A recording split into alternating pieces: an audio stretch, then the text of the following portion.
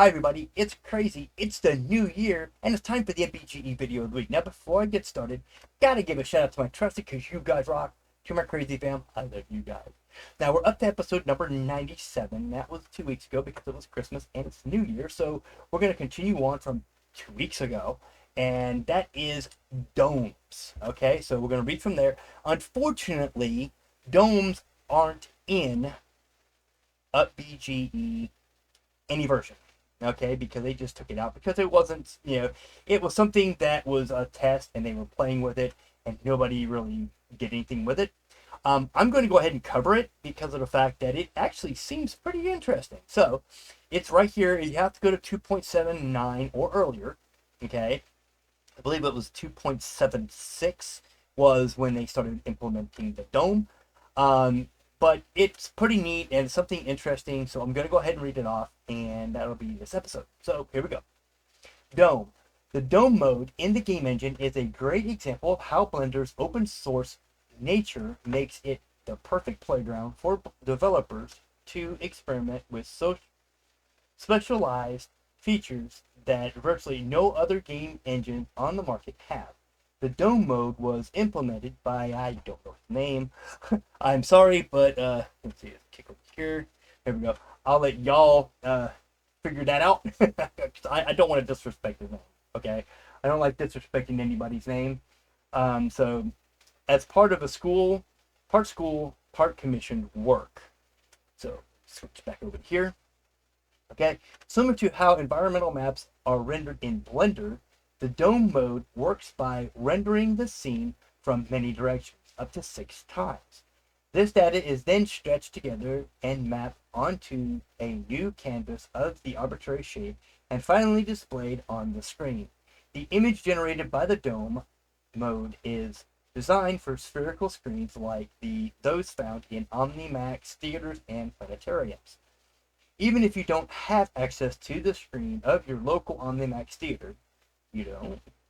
Small immersive dome scenes or screens are also becoming more popular, like the one shown. Let me kick over to here, switch over to here, and ones like this right here. Okay, now, like I said, this is different than how they, this is how it used to be, but it's completely different now. Domes are technically HDRs. Okay, if you have an HDR texture, then 9 times out of 10 it was done using like a dome thing. Okay, so switch it back over here.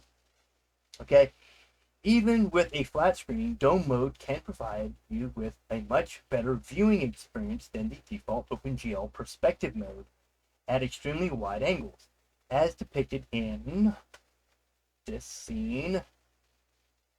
Get back over here. Right here, okay? Both cameras are 170 degrees. Notice the heavy distortion on the left image, okay? See the distortion all the way around it, okay? And the fisheye look that the dome perspective obtains, okay? So that way y'all know that one. All right, dome settings can be enabled from the render panel as shown here. Okay, you got none, stereo, and dome. If you click dome, the first option you'll get is fish eye.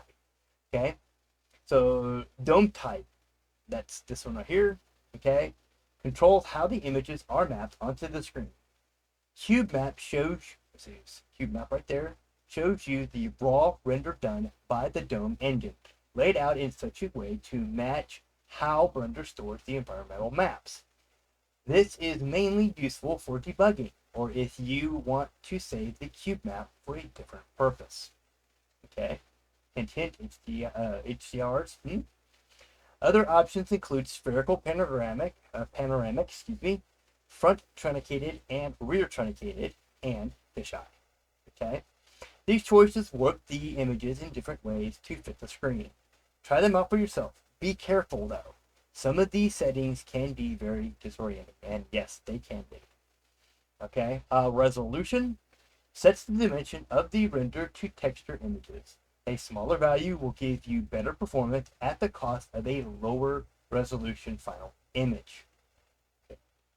Tensillation sets the number of subdivisions of the mesh used for displaying the final image. A larger value means less distortion, but it will also be slower. You can check the effect of this setting by running the game in wireframe mode. Angle. Sorry, got a sneeze coming. Angle sets the field of view of the camera. Tilt pitches the view up and down without actually rotating the in-game camera. Okay, so it'll tilt it up and tilt it down without actually rotating the camera up and down. Okay, so it just takes a different view. Be aware of artifacts. Both stereo imaging and demo mode require the game to reposition or reorient the camera to create multiple views per frame. Certain camera development texture and shading functions such as normal and reflection maps and specular highlights might contain artifacts when rendered in stereo or dome mode. Okay, so most of the time it's in stereo. Okay, if you have none, it's just most people have it set to none. But you can do stereo, which is high separation for virtual reality, or dome mode for big, open screens. Okay. On To Do by Mike Pan on, January, February, March, April 10th, 2013, shows how old the book is, at 7:30 p.m. Okay, before that, still in domes, maybe talk about working mesh. The wiki page covers it nicely and simply. You can even be shorter than there. Okay. So if you want to check into it, go to the wiki page. You can find that in the files that came along with the book. Okay. Before you get carried away with creating the ultimate eye candy, keep in mind that a realistic game isn't just about visual fidelity. As John Carmack, the technical director for ID Software, known for Doom and Quake series, noted at QuakeCon 2009, no matter how good a scene looks graphically, it only takes one frame of awkward animation to completely break the illusion of realism. Many games today have achieved near photorealistic graphics, say that 5 times fast, but once the character starts to move, it becomes painfully obvious how artificial everything is. So keep in mind that even the most detailed 3D model can't immerse the gamer in a fantasy world if the gameplay, sound, or animation doesn't measure up. Okay, and believe it or not, folks, that is the end of Chapter 5. We have finished Chapter 5, so next week we will be starting on Chapter 6, a whole new world. Let's see here. I'm going